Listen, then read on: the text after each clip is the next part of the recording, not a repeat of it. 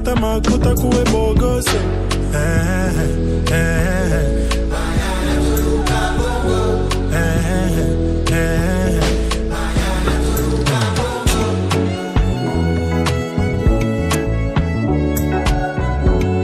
D'entrée de jeu, je vais vous demander de définir d'abord ce mot qui est entrepreneuriat. Parce qu'aujourd'hui, on en parle presque partout. Entrepreneuriat, entreprendre, c'est quoi? Mais vous êtes là, vous pouvez nous donner vraiment la bonne définition sur les mots entrepreneuriat. Merci. Beaucoup plus, je vais définir un projet d'entrepreneuriat, c'est lequel, mais je vais devoir laisser au professeur Amouri, qui est l'économiste, représenter, et ce sont eux qui vont s'occuper de la partie économique, mais beaucoup plus moi je vais m'intéresser à la partie liée à un projet entrepreneurial, c'est quoi? Ouais. Voilà, un projet entrepreneurial, c'est en soi l'ensemble d'activités personnelles ou d'un groupe qui concourt à la création d'un bien ou d'un service. Voilà ce que nous appelons un projet entrepreneurial. Un projet entrepreneurial, donc c'est un projet pour répondre à un besoin ou à un service. Alors, justement, on va entrer dans la question.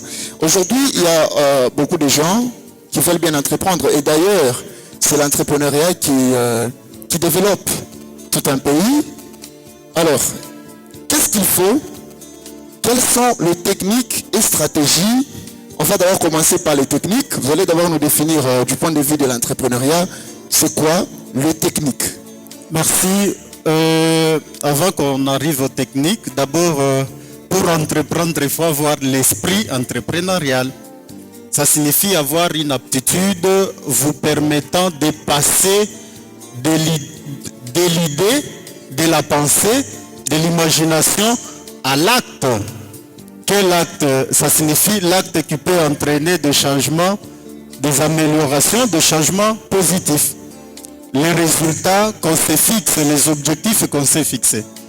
Alors, aujourd'hui avec la jeunesse congolaise, souvent nous étudions un peu beaucoup. Après, on a un diplôme qu'on ne sait pas valoriser parce qu'on pense qu'on aura nécessairement à demander de l'emploi et tout comme ça.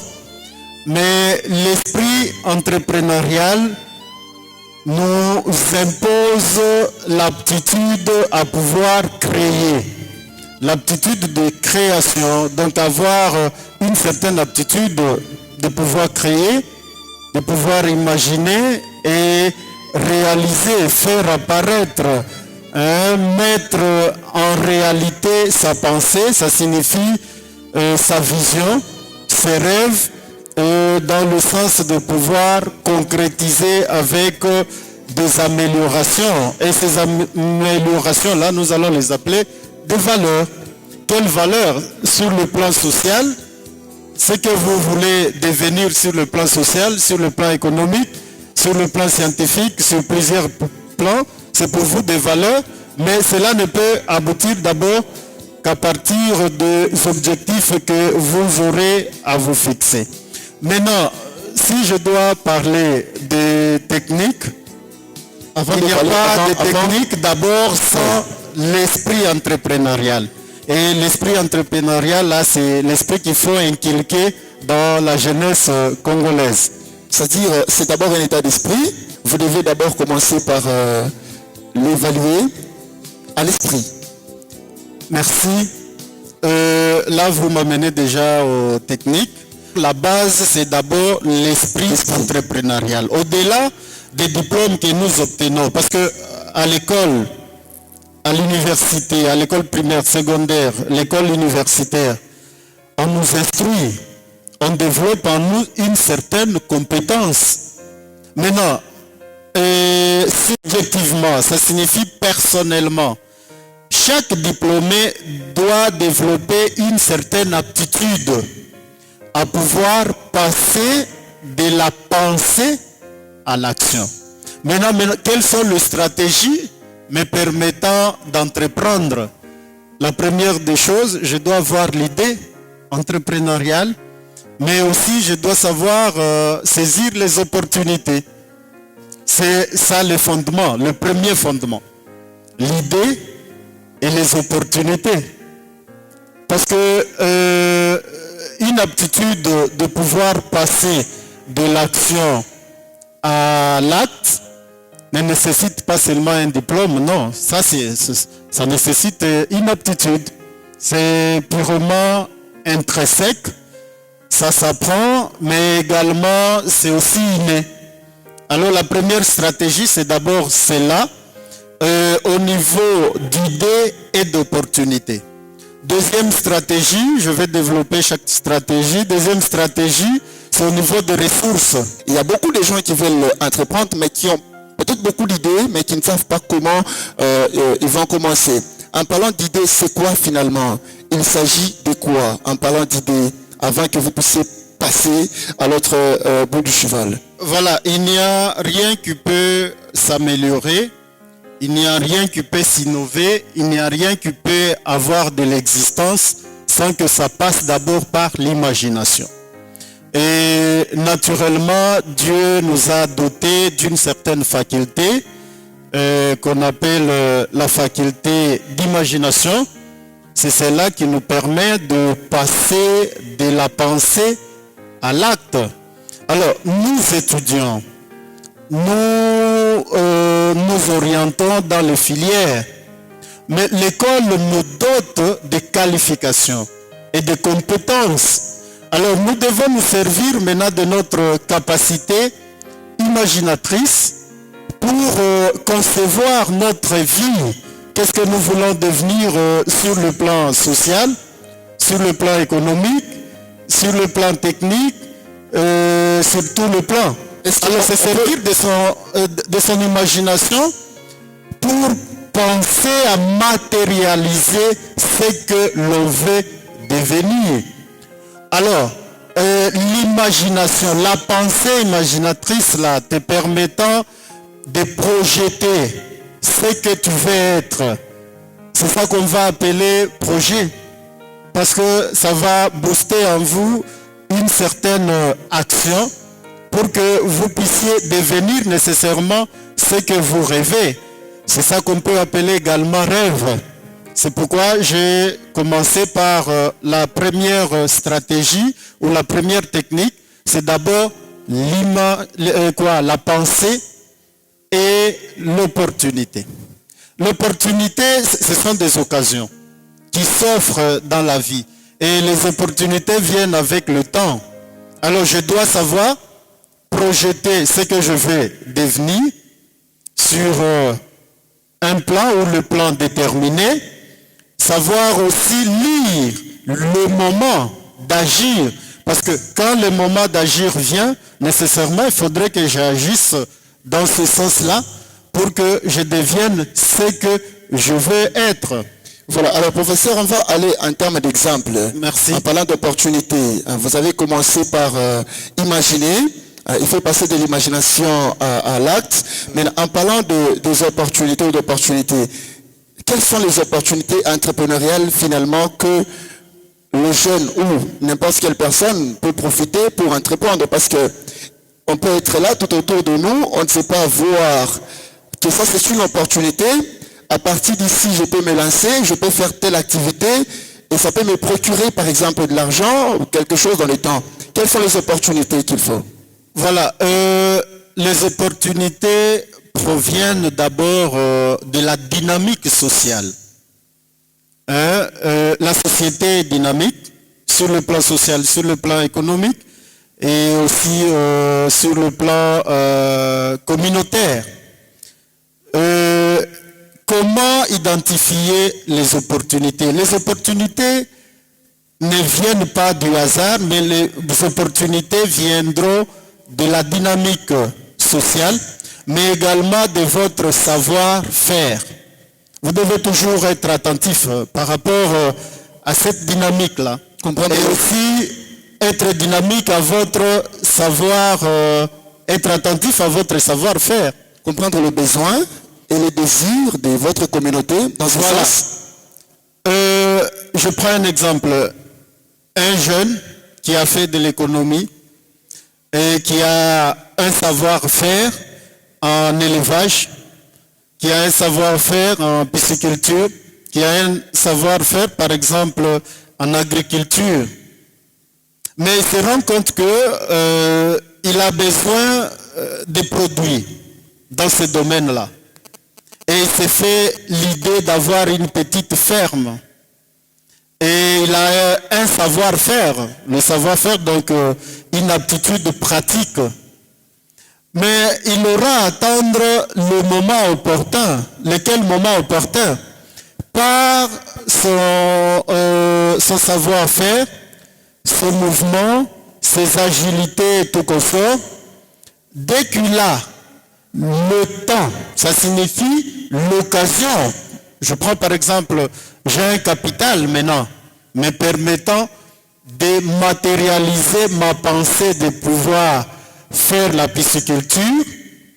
Maintenant, j'ai le temps et le moyen.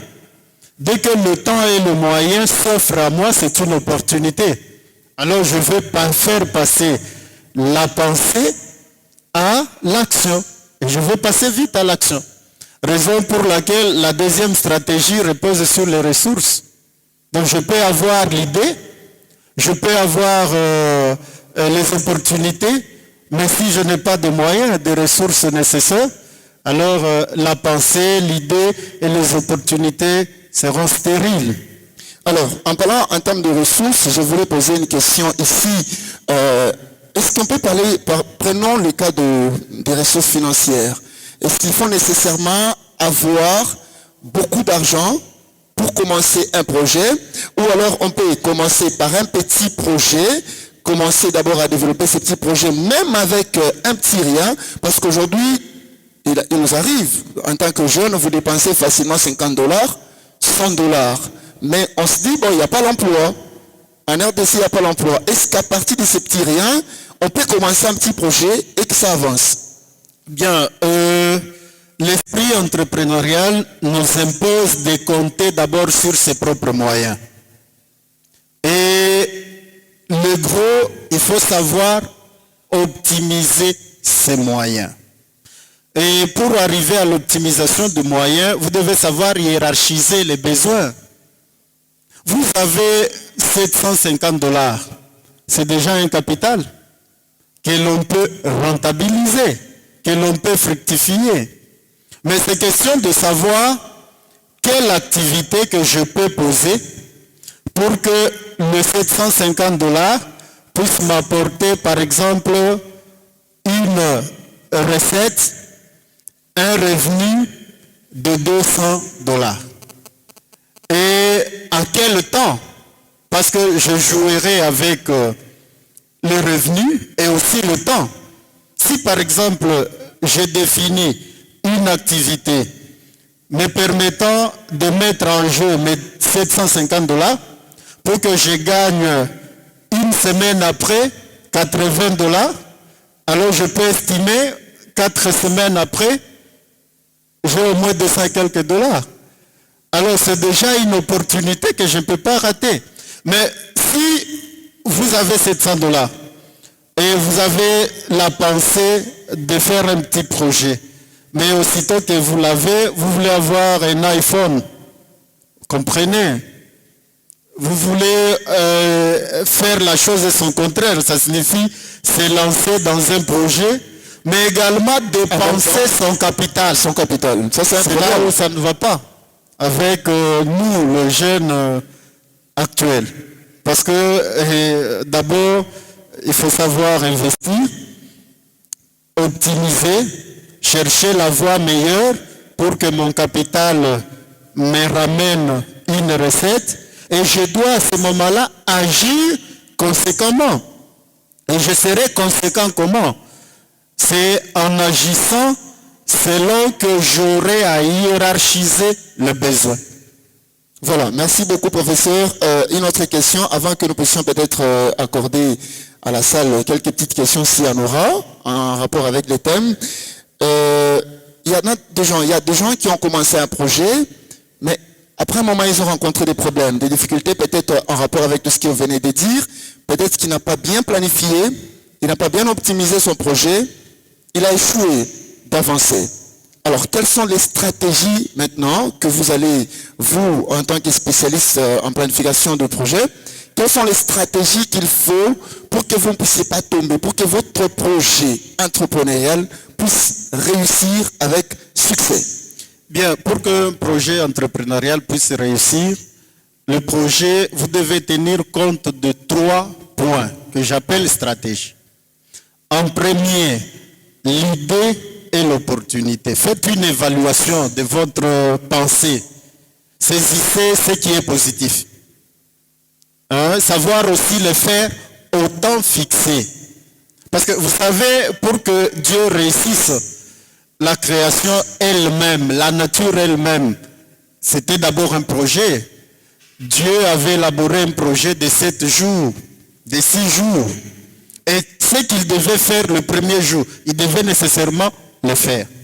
Alors, la première des choses, l'évaluation de ma propre pensée, de mes idées.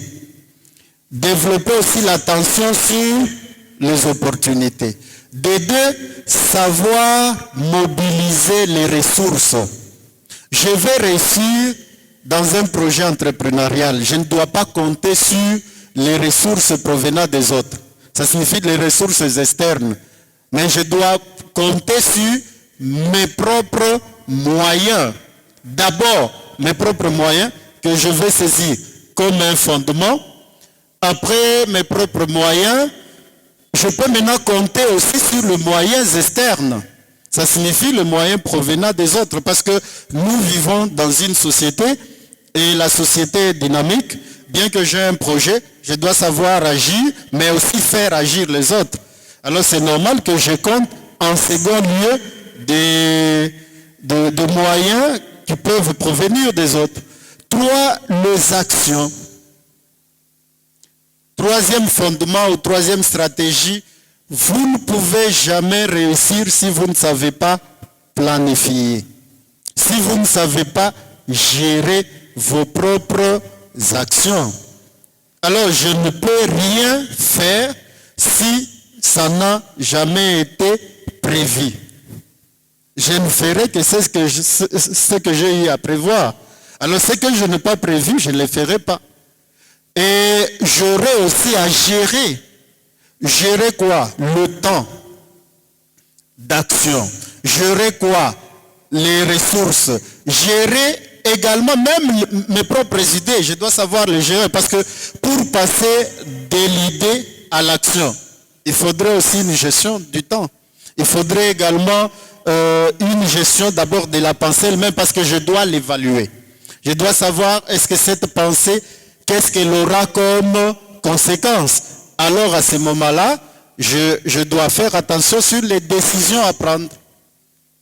Quelles décisions à prendre pour que mon projet puisse produire les résultats voulus.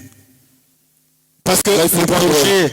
Une très bonne décision, il faut bien réfléchir. Alors il faudrait réfléchir sur la décision, mais tenir compte aussi de la gestion de l'autre. Parce que dans un projet entrepreneurial peut se faire à l'individuel, mais peut aussi se réaliser dans un groupe.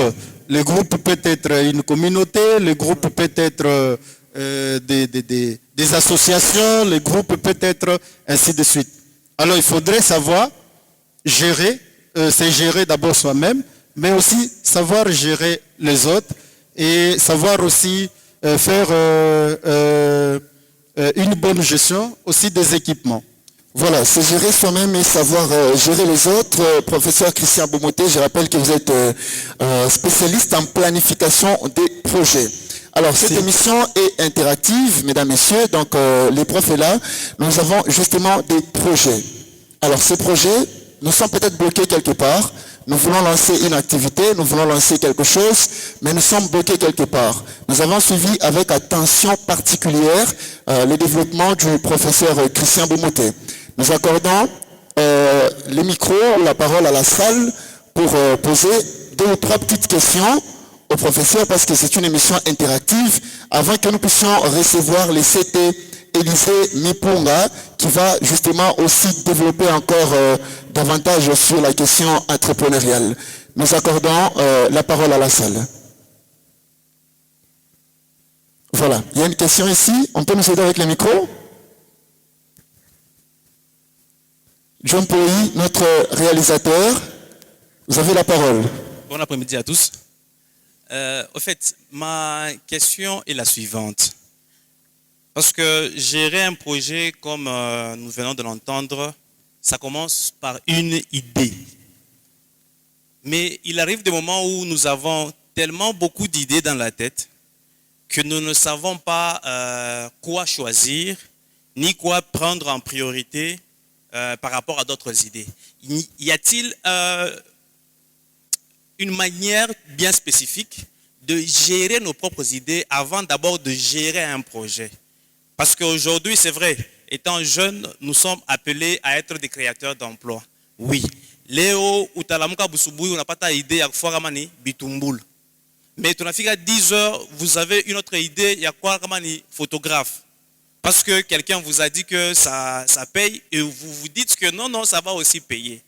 Mais non, y a-t-il une stratégie à prendre ou à faire pour bien gérer d'abord les idées parce que c'est ça même la matière première de l'entrepreneuriat?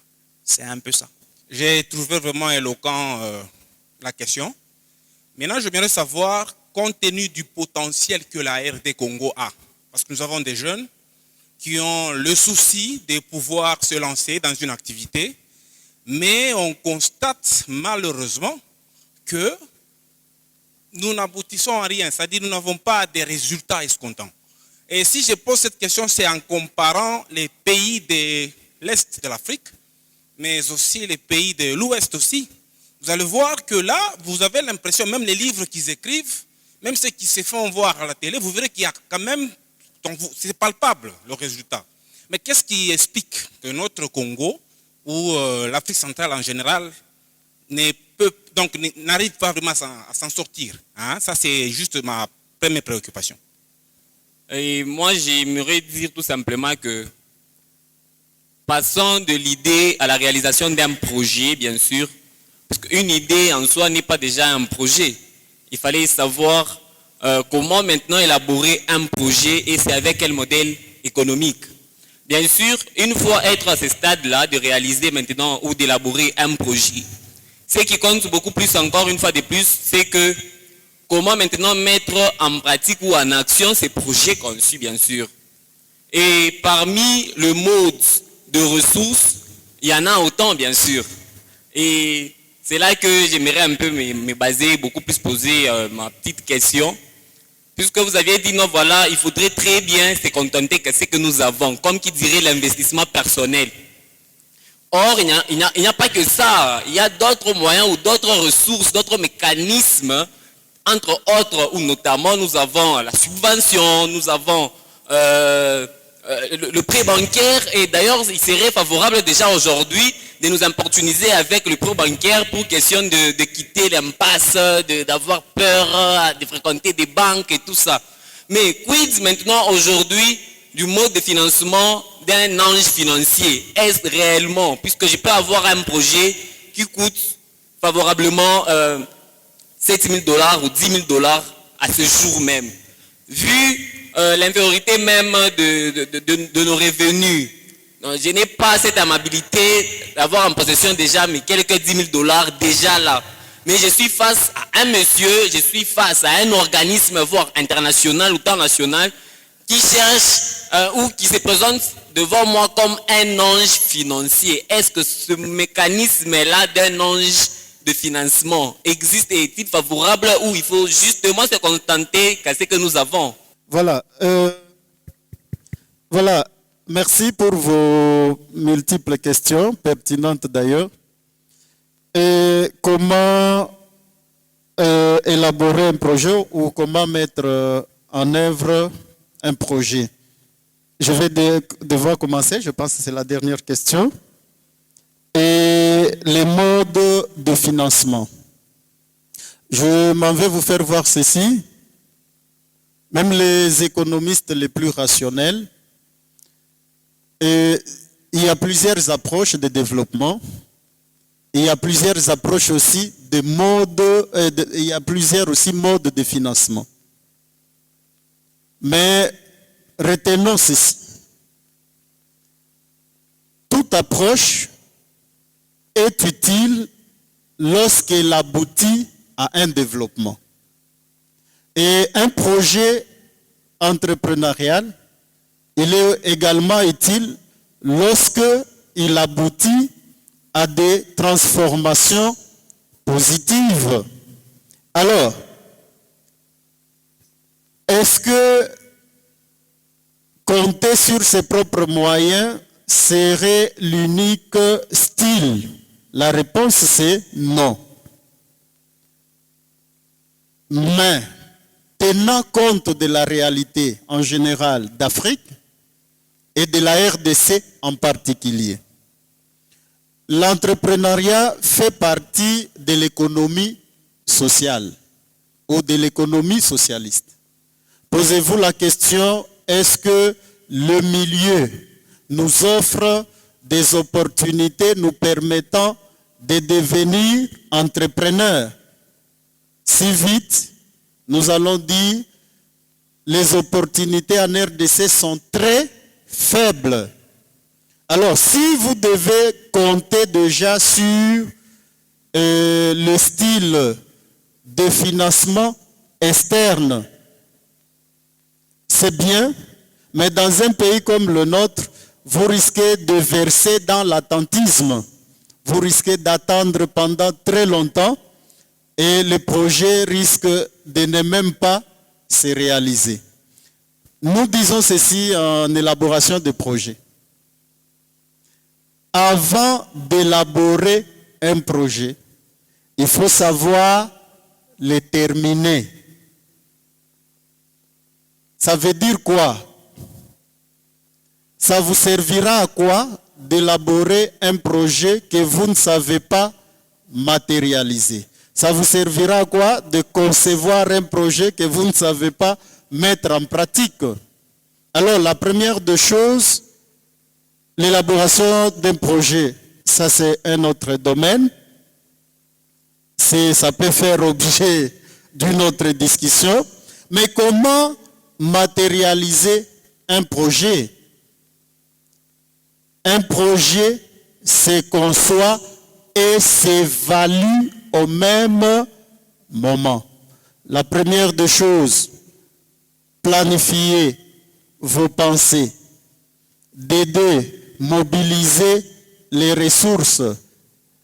3, savoir maintenant passer à l'action. Alors, vous voyez qu'il y a plusieurs facteurs que vous devez mobiliser et plusieurs aptitudes à mobiliser pour que vous soyez en mesure de réaliser le projet. Si nous disons qu'il faut compter sur ses propres moyens, cela ne veut pas dire que toutes les ressources, vous aurez à compter sur vos propres moyens pour acquérir ou avoir toutes les ressources requises. Ça, c'est faux. Nous disons, la première des choses, comptez d'abord sur vos propres moyens. Les moyens, c'est quoi? Je peux avoir une technicité, une certaine manière, une pensée logique, des idées riches. Je peux compter, c'est déjà un acquis. Je peux compter sur ces idées-là. Mais j'aurai maintenant à chercher comment associer les autres ressources. Qu'est-ce que je voulais dire par là? Ne jamais concevoir une pensée du projet pour penser recevoir la mise en pratique et la réalisation du projet que de la main provenant d'ailleurs. Ça signifie de la main externe. Mais ayez un soubassement. Voilà, j'ai un projet, mais moi-même, Je suis à mesure de. Les restes, voilà, je vais compter sur les groupes, je vais compter sur la communauté. Merci, professeur. La deuxième question, vous pouvez répondre. La deuxième question, c'est celle de mon ami, celui qui a parlé de les jeunes ont les soucis, mais les résultats se montrent toujours négatifs. Pour le cas de la RDC, il faudrait que le décideur, d'abord, ça signifie les politiciens, ils doivent développer une politique orientée sur les opportunités. Notre société nous offre moins, est pauvre en opportunités. C'est comme si vous essayez d'analyser les filières que nous faisons comme formation et la réalité sociale. Je peux bien acquérir une certaine compétence à l'université, à l'école, mais la société est impuissante de m'offrir les opportunités me permettant de devenir, par exemple, entrepreneur.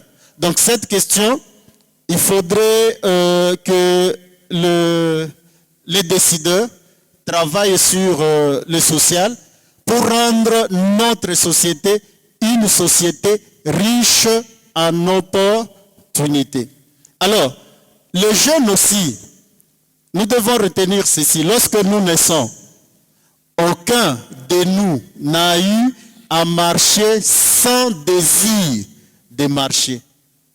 L'enfant ne marche que par son propre désir de vouloir marcher. Bien que la société est pauvre en opportunités, mais nous ne devons pas garder nos cerveaux stériles. Concevons, cherchons des voies et moyens de comment matérialiser notre conception. Donc nous, les jeunes, nous ne devons pas croiser les bras.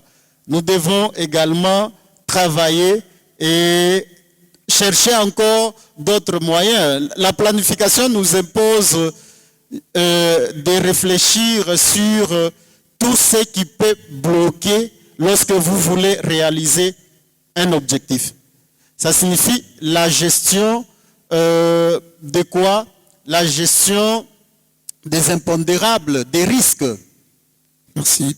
Déjà, s'il y a beaucoup de risques au sein de notre milieu, mais réfléchissons dans le sens comment contourner ces risques pour que nous puissions également arriver à des bons résultats qui peuvent nous aider à nous développer. La réponse est la première question. Merci. La première question. Et les idées viennent, d'ailleurs, les scientifiques ont eu à faire voir que par jour, nous dépassons 6000 idées. Mais quelle idée faudra-t-il mettre en œuvre? Quelle idée faudra-t-elle, par exemple, retenir pour que je sois à mesure d'élaborer ou de réaliser mon projet? Quelle idée à retenir? Il faut recourir à la sélection. Les idées viennent en milliers dans nos têtes, dans nos cerveaux, étant donné que le cerveau, c'est un champ magnétique. Les idées viennent en milliers, mais appuyez-vous sur les idées riches, des idées utiles, des idées importantes, des idées que vous évaluez meilleures. C'est sur ces idées-là. Et savoir aussi les sélectionner. Évitez de vous appuyer sur une idée. Mais appuyez-vous sur les idées que vous supposez utiles et meilleures. Et ce sont ces idées-là que vous pouvez développer. Merci, professeur. En tout cas, merci pour les réponses. Je pense que les réponses sont tellement claires. Mesdames, messieurs, sous applaudissements, nous allons libérer le professeur Christian Boumouté. Est-ce qu'on peut applaudir sérieusement pour le professeur?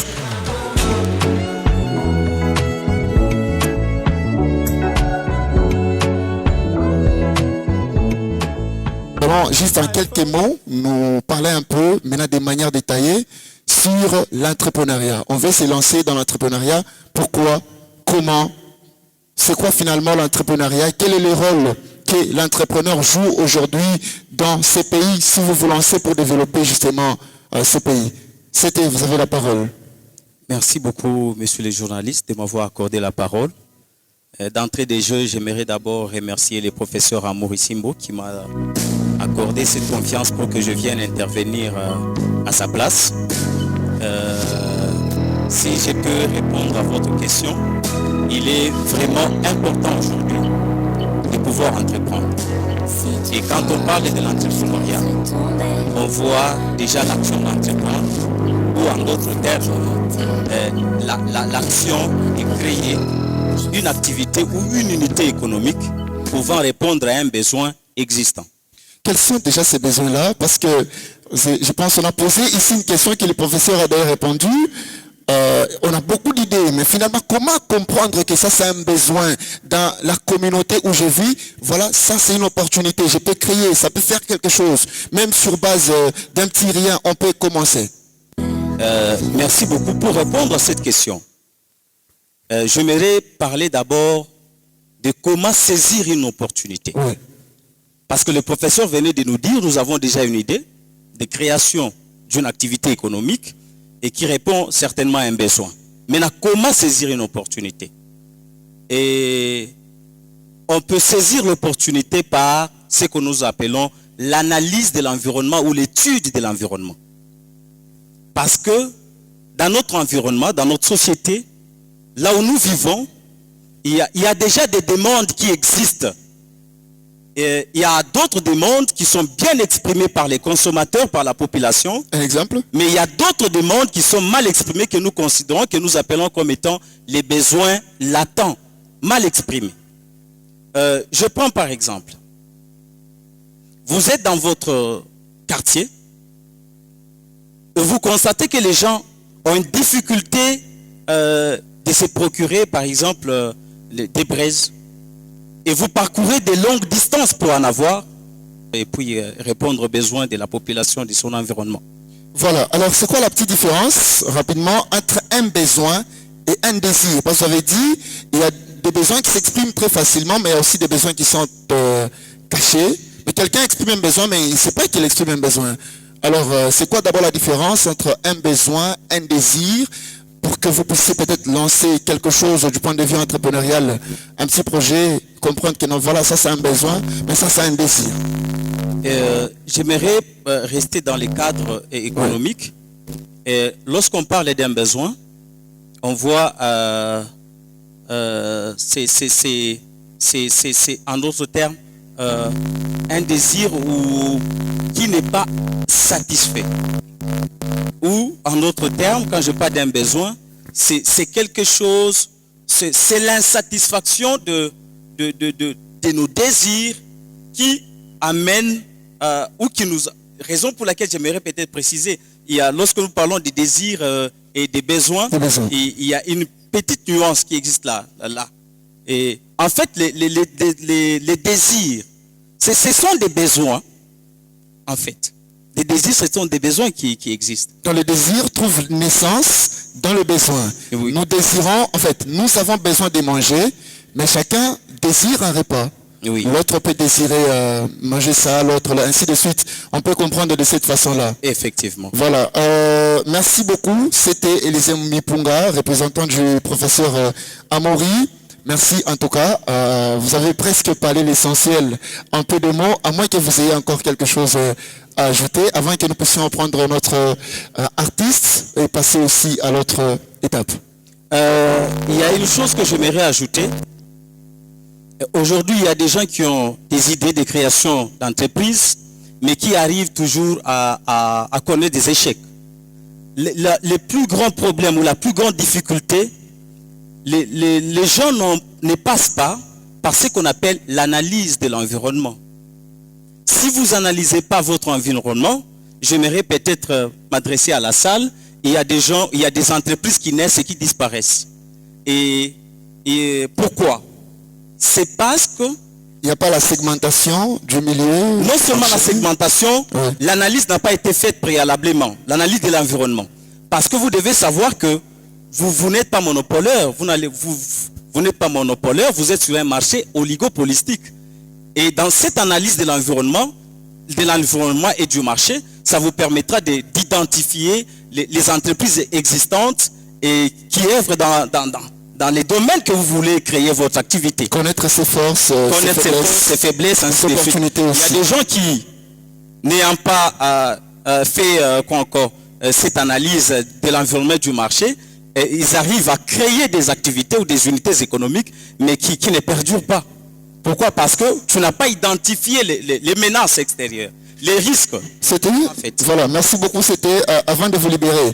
Rentrons un peu à un niveau bas. Est-ce que, je vais parler en Swahili,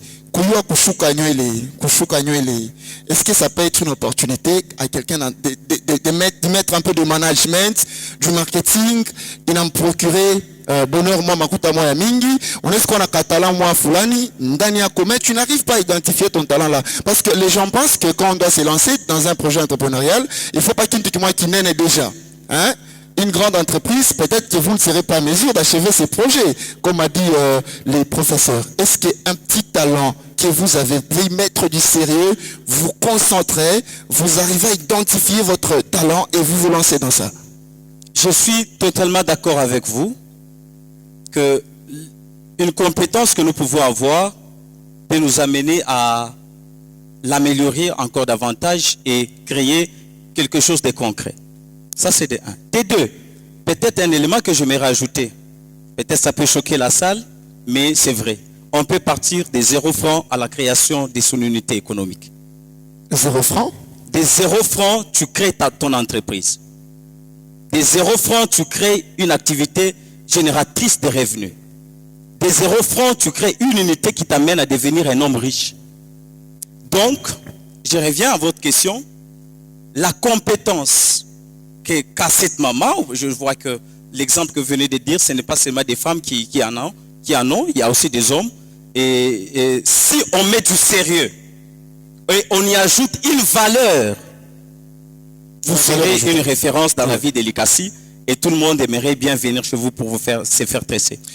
C'était Élisée Mipunga, représentant du professeur Amaury Siboussini. Merci en tout cas, vous avez été très très clair dans vos réponses. Est-ce qu'on peut applaudir sérieusement pour le CT?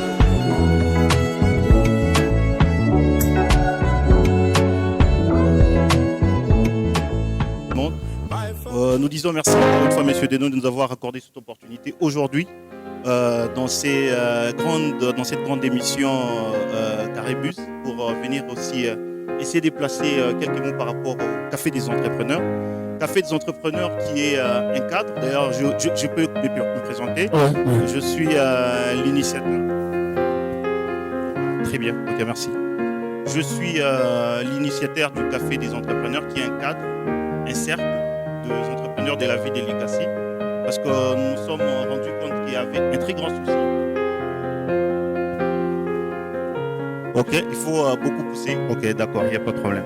Voilà, je disais que je suis M. Serge, l'initiateur du Café des entrepreneurs, parce qu'il y avait un souci sur la ville. La majorité des entrepreneurs de la ville, parce qu'il y a un sérieux problème. Le souci, c'est qu'il n'y a pas un encadrement officiel des entrepreneurs de la ville de l'ICASI. Tout le monde veut entreprendre, tout le monde veut se situer dans le cercle des entrepreneurs, mais nous évoluons en solo. Donc ça veut dire que chacun est dans son coin, chacun évolue de sa manière. C'est comme ça que l'idée nous est venue de créer un cercle, un club, où nous allons parler de l'entrepreneuriat, qui est le Café des entrepreneurs. Le Café des entrepreneurs, donc, d'une manière claire, c'est un cadre, un cercle qui reçoit tous les entrepreneurs, de jeunes comme de vieux entrepreneurs de la ville, pour essayer d'échanger sur des questions importantes qui cadrent avec l'entrepreneuriat.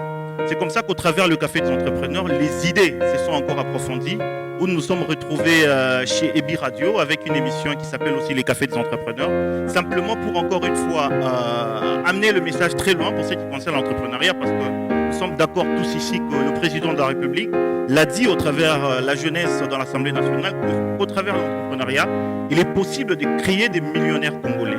Mais aujourd'hui, nous avons un problème, parce que l'entrepreneuriat aujourd'hui, par exemple, pour notre Café des entrepreneurs, nous faisons des efforts pour créer un réseau officiel qui s'appelle REGEL qui est un réseau officiel de jeunes entrepreneurs de la ville de l'ICASI, parce que l'ICASI n'est pas représenté partout en ce qui concerne l'entrepreneuriat, pour ce qui concerne la jeunesse. C'est pourquoi, aujourd'hui, dans cette émission, nous profitons de cette opportunité pour venir parler de ces cafés des entrepreneurs, qui est ces clubs, ces centres d'encadrement des entrepreneurs.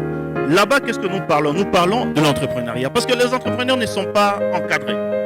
Il y a nuance aujourd'hui. En fait, quand on parle aujourd'hui d'un entrepreneur, un commerçant, ou je ne sais pas, un businessman, un homme d'affaires, il y a beaucoup de différences. Je suis en train de dire merci au CD, qui, quand on l'appelle toujours dans nos conférences, nos forums du Café des entrepreneurs, il est présent pour échanger. Parce que chez nous, en pratique, l'entrepreneuriat, théoriquement, ça se parle, oui, mais en pratique aussi, c'est autre chose.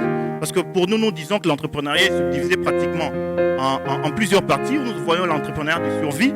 Survie, nous voyons, c'est quelqu'un qui n'a pas encore de grandes idées. En fait, je manque de souliers, j'ai besoin un peu d'argent dans la poche, je me fais une petite cabine. Ou soit, j'ai vu quelqu'un ouvrir sa petite boîte. Je pars, je lance une petite activité ou une activité économique simplement pour commencer à gagner un peu d'argent. Je demeure dans l'entrepreneuriat de survie. Donc ça veut dire qu'avec cet entrepreneuriat, on ne peut pas devenir millionnaire. Et maintenant, pour devenir millionnaire, il faut grandir, quitter l'entrepreneuriat de survie vers ce qu'on appelle l'entrepreneuriat de croissance. Parce que le deux, nous sommes dans ce qu'on appelle l'entrepreneuriat formel et informel. Celui qui est dans le survie en majorité sont encore dans le formel. Alors, chez nous, dans le Café des entrepreneurs, nous avons besoin surtout de ces entrepreneurs-là d'abord qui sont dans le survie afin qu'ils profitent de plusieurs formations, de plusieurs encadrements, question qu'ils grandissent pour atteindre ce qu'on appelle l'entrepreneuriat de croissance. Croître veut dire, j'étais dans le survie, je travaillais simplement pour avoir un peu d'argent, j'ai une cabine dans le coin de l'avenue. Mon travail, c'est que quand je vends mes unités, j'ai un peu d'argent, ça me permet simplement de payer peut-être de contribuer à mes études, simplement peut-être d'avoir un peu d'argent pour terminer mes petits besoins primaires. Mais ça, c'est de l'entrepreneuriat de survie qui vous permet simplement, parce qu'on t'appelle d'abord entrepreneur par défaut, parce que tout le monde n'est pas entrepreneur en quelque sorte. Aujourd'hui, nous voyons des gens, par exemple, ils voient quelque chose qui se vend à Lubumbashi, ils amènent ça à Likasi. Nous sommes encore dans le survie, c'est des entrepreneurs, mais par défaut, en réalité, ce ne sont pas des entrepreneurs. Mais ici, l'idée du Café des entrepreneurs, c'est créer de vrais entrepreneurs qui peuvent développer ces pays. C'est quoi créer des entrepreneurs? C'est que aider tous ceux gens qui sont dans l'entrepreneuriat de survie vers l'entrepreneuriat de croissance. C'est quand vous voulez quitter vers l'entrepreneuriat de survie vers l'entrepreneuriat de croissance que les idées commencent maintenant à venir, comme on l'a dit tout à l'heure mes prédécesseurs, où il faut faire l'analyse, par exemple, de l'environnement. Parce que là, je suis en train d'étudier comment peut-être avoir le RCSM, formaliser mon entreprise. Là, on commence à grandir. On commence à se dire, bon, voilà, ici, il est question que je devienne maintenant grand. Parce que la survie, souvent, nous n'avons même pas le temps de réfléchir sur ce que peut devenir l'entreprise après 10 ans. La survie, c'est peut-être, bon, je n'ai pas d'argent, je manque de tout, je suis en ville, j'ai une cabine, quand je travaille, je gagne mes 1000 francs, mes 500, ça termine mes petits besoins. Mais dans le Café des entrepreneurs, c'est que nous avons besoin de tous ceux qui sont dans l'entrepreneuriat de survie pour qu'on organise pour eux de séances de formation. Parce que quand vous êtes à Kinshasa, vous êtes à Lubumbashi, vous êtes partout ailleurs, vous sentez qu'il y a des centres de formation, vous savez qu'il y a des forums.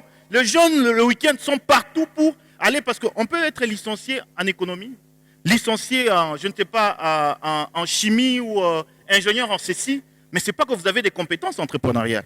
Pour savoir faire, par exemple, son business plan, pour faire toutes ces choses-là, il vous faut des formations.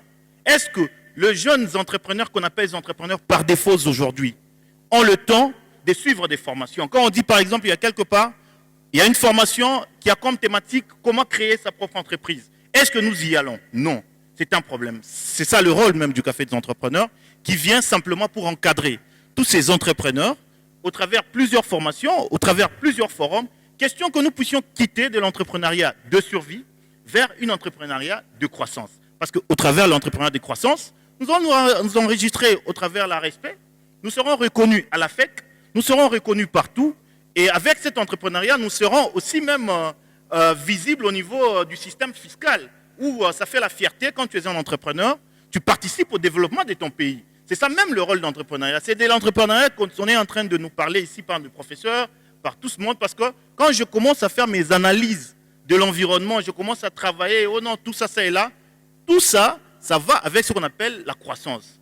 Voilà, maintenant, l'émergence, c'est des grandes entreprises, parce que quand je dis l'entrepreneuriat de survie, décroissance, et enfin l'émergence. Là, c'est quand maintenant on commence à devenir, on est déjà grand, Voilà. on est bien équilibré et tout, voilà. Je sens qu'il y a vraiment de la matière.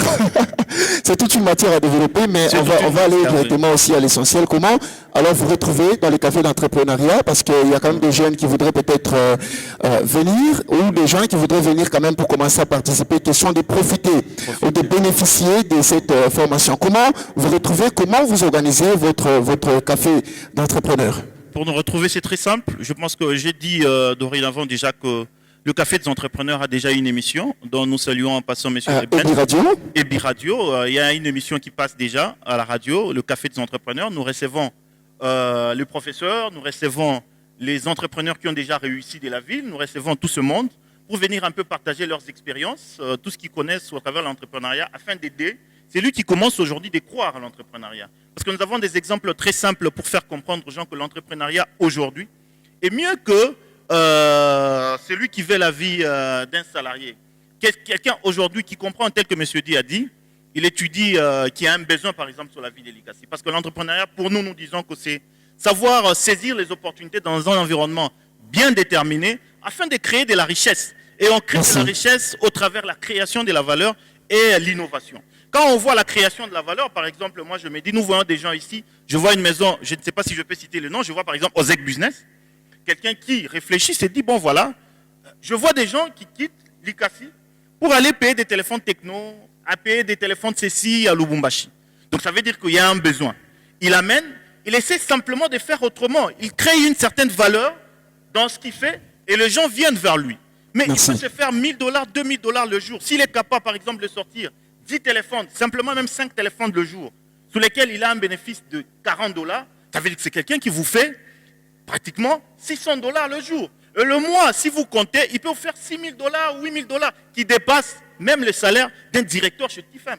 Où nous pouvons, parce que nous, quand on a étudié par exemple le cours de psychologie et tout, on nous a appris que nous étudions, c'est pour quitter le point A vers le point un B. point B. Donc quitter de la dépendance vers l'indépendance. Mais la culture que nous, les jeunes d'aujourd'hui, que nous avons ici, c'est que quand j'étudie, quand je finis, l'idée première, c'est que je sois embauché, que je travaille quelque part, et voilà ce qui fait que l'entrepreneuriat ici chez nous est en train de régresser. Voilà, merci beaucoup. En tout cas, M. Serge, vous avez été très clair. Il y a toute une matière. Suivez cette émission tous les vendredis à la radio EBI. La fréquence, c'est 96.6.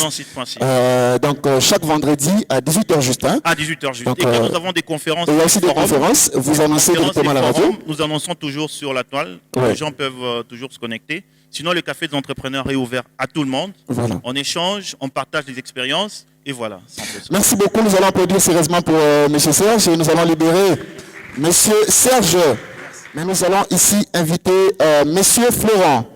M. Florent, nous allons l'inviter. Il a vraiment aussi une grande thématique à développer. Justement, il va d'abord présenter le produit que nous voyons ici devant nous. Il y a notamment Épices La Délice.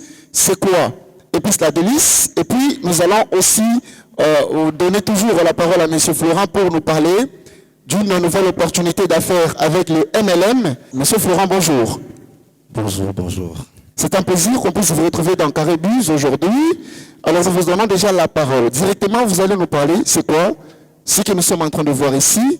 Épices La Délice, nous avons déjà lu, mais vous allez nous expliquer encore en détail parce qu'il y a beaucoup d'épices que nous avons souvent l'habitude de consommer.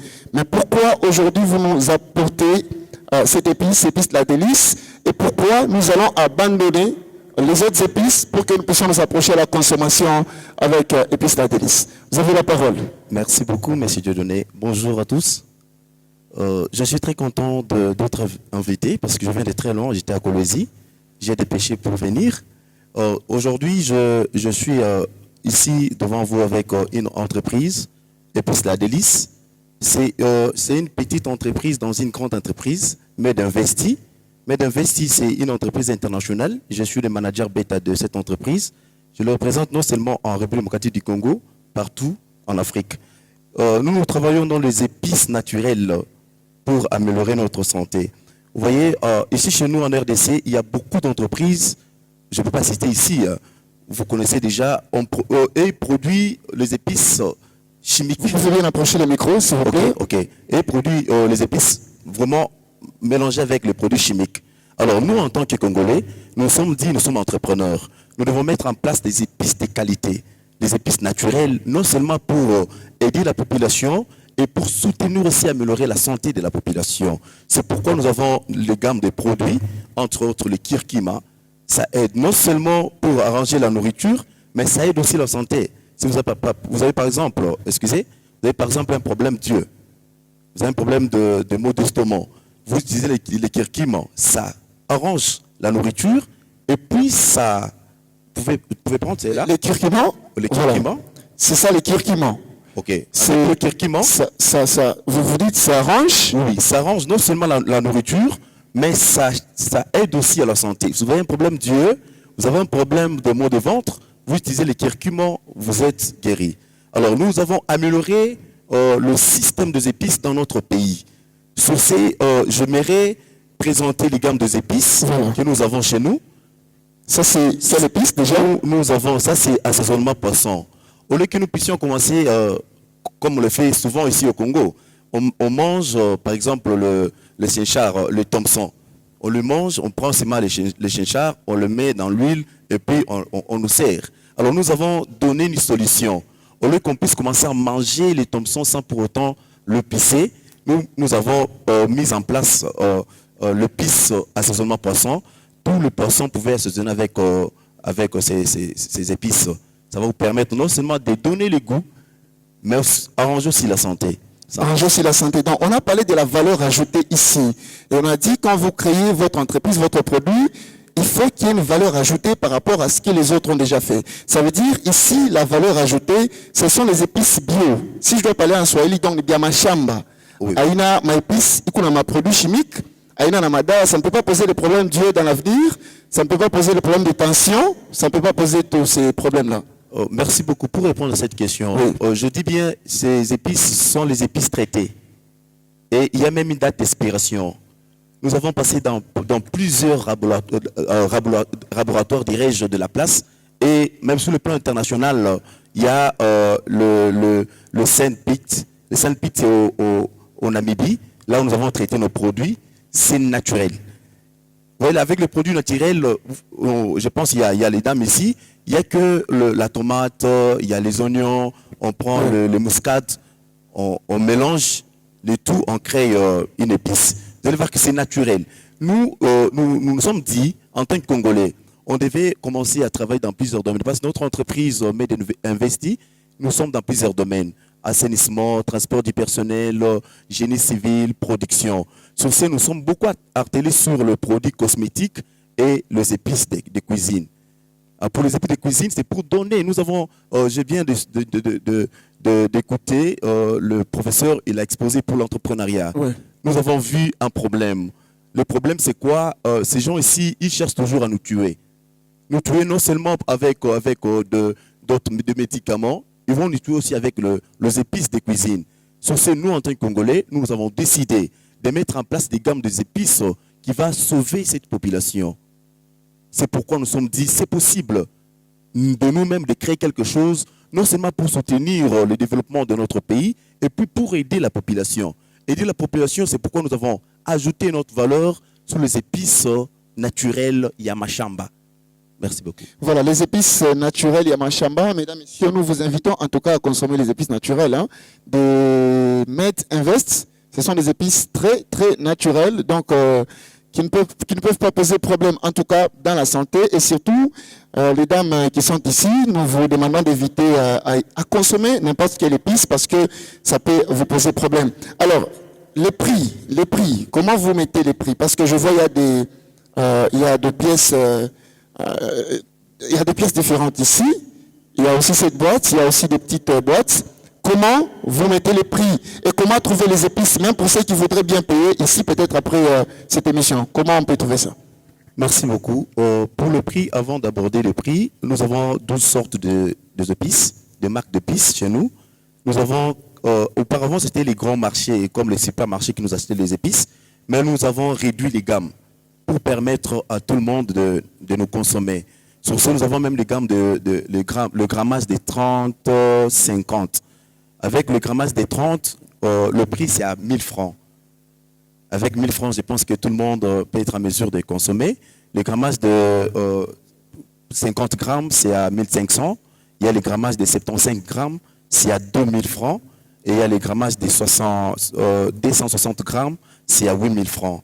Avec ça, nous avons voulu non seulement que les grands marchés, comme supermarchés et autres, puissent commencer à consommer nos produits, même les gens de l'ICASI, tout le monde, à la cité, partout. À la cité, partout. Peuvent aussi consommer ces épices. Oui. Merci. Un dernier mot en Swahili rapidement avant que nous puissions parler de MLM, de l'entreprise Langue Riche.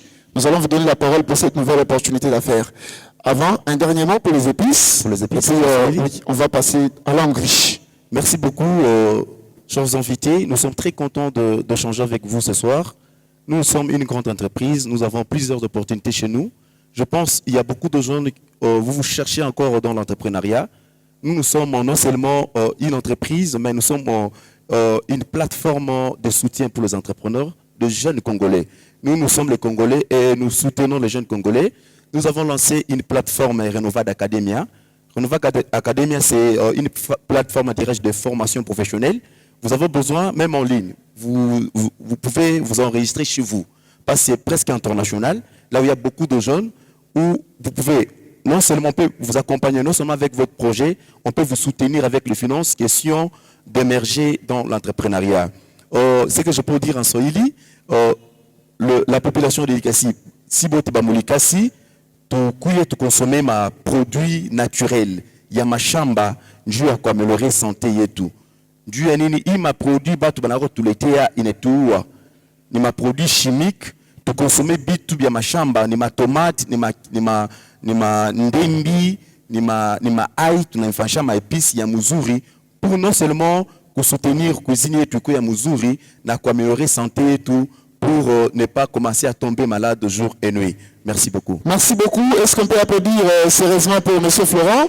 Merci. En tout cas, le temps pour nous d'inviter encore Lily pour une autre chanson. Mesdames, Messieurs, en tout cas, c'était un plaisir d'être avec vous cet après-midi. Merci, Monsieur le professeur Christian. Merci, c'était. Merci à vous, Monsieur John Poi, également à Ebi Radio. Je vois les rédacteurs Marcel Kamang. Merci, cher honorable Big Placide et honorable Kassongo Banema Timothée, pour tous ces gens qui nous accompagnent pour la réussite de cette émission ou de ces programmes Carré Buzz. Ce n'est pas la fin, ce n'est que le début. Nous allons continuer à organiser pour que nous puissions au moins donner l'opportunité à tout le monde. Merci, on peut encore applaudir pour nous-mêmes.